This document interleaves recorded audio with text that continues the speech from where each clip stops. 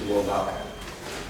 I was hoping he wasn't going to ask me because I was going to tell him about the story I got when I worked in an orange juice factory. But I couldn't concentrate when I got canned, so I won't even go into that story.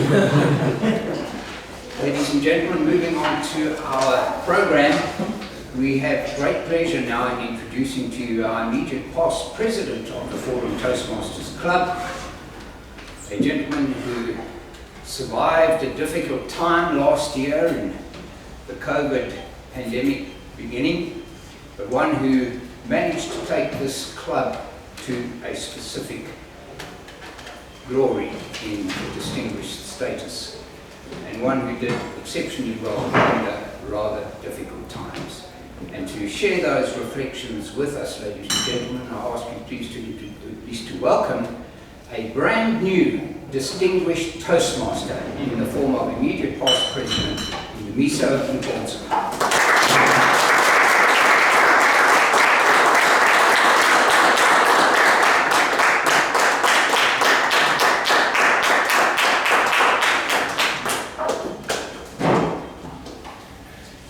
Mr. Program Director, ladies and gentlemen, 2020, 2020. Where do I even begin? Where do you start when you're talking about your time during 2020? Because is it even 2021 now, or we're still in 2020? Did 2019 end, or we're still in 2019? No one really knows. All we know is that the days are just running. But here we are in 2021. So how was our time in 2020 as the executive of the Forum Toastmasters? Now, if you know anything about Forum Toastmasters, you know that Forum Toastmasters is not a club. Forum is an institution. Here things are done by the book. Here things are planned. Nothing occurs just out of the blue. So as the VPE of Forum Toastmasters 2019 to 2020, I almost knew that I was going to be the president. So I started having ideas of how the club was going to run in 2020. Of course, as part of the executive, I shared some of the ideas with my president, Sam, to say this is how I think we must run the club. But others, I kept them with me so that I don't give him everything. Obviously, I have to impress as well as the president. And we started to hear about, around about February 2020, we started to hear about a town in China called Wuhan. While we're still trying to understand what is this one and what is all about, we're told that we can't go anywhere. We have to go on lockdown. And that week, people went to all the stores and they bought what? All the toilet paper. Now, if you did not know what we're in for, as the people and as Toastmasters just in general, that purchase of the toilet paper told you clearly what the year was going to be about. Yes.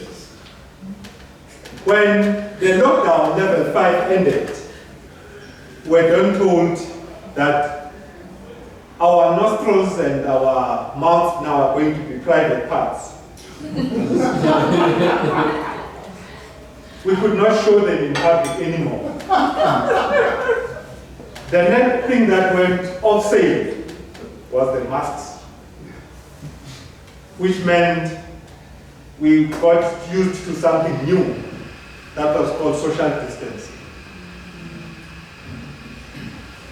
Meaning we can't sit like this, we can't even meet each other. A new concept emerged of online meetings. We knew that there was something called the fourth industrial revolution, but For most of us, it was just a concept. We did not know what it was about. And these online meetings started. Now I'm glad to say to you, I was the first Forum Toastmasters president that was never elected in a meeting like this. Wow. Me and the executive were elected online. And it also meant I never got to wear this chain, the president chain. Now when I look at this chain, my name is still not there, almost a year later. My name is still not on the chain, but Michael Shackleton, his name is here. What kind of a world is it? It's a scam. It's a scam. But ladies and gentlemen, we took these difficult times by the horns. Obviously, some members could not cope with the new format of the meetings, but the club had to continue to exist. Toastmasters insisted that all clubs need to go back to normal. This is our new normal. In that midst, new stars emerged. I'm talking here about Bert, I'm talking about Rain, I'm talking about Tessie. These are the people that we had to keep the club running with. Some people could not speak in meetings like this. I remember the one speech that Bert did. He ran through the speech. It was probably about, I don't know, probably 10 pages of a speech, but he fit it in within 5 minutes. But when he was called online to give table topics, I remember one vividly where he imitated Vladimir Putin. And from then on, I knew that we've got lots of talent within the Forum Toastmasters. But now it was also a very pleasant moment because we had visitors, international, that attended our club. And one of those, I can't remember the name, but I know very well our friend, Mr. Flynn from India, that always made sure that he attends our meetings. So we became almost an international club now, as Forum. But I think one of our most vivid achievement is when we held our very first men's, let's call it a men's conference, where we invited guests to come talk to us about men's issues, which is something that I think us as Forum, we still need to look into and continue if we still want to attract gentlemen and we want to remain a gentleman's club. Because of course we can try and serve everybody else, but we know what is our niche. If our niche is gentlemen, we need to take that idea and run with it. Now, although it was a really, really difficult times, and at some point I thought there's no way that we can even distinguish as the club. But I told you at the beginning that this is an institution, it's not a club.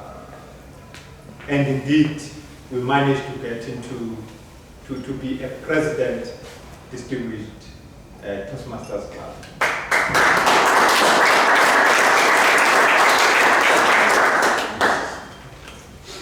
And for that, I would like to thank the EXCO and all the members that made sure that we continue as a club.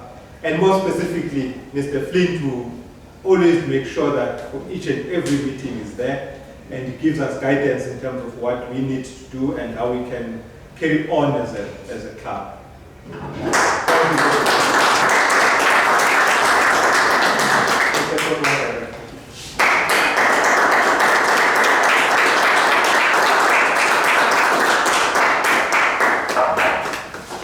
Thank you, Mr. Immediate Past President.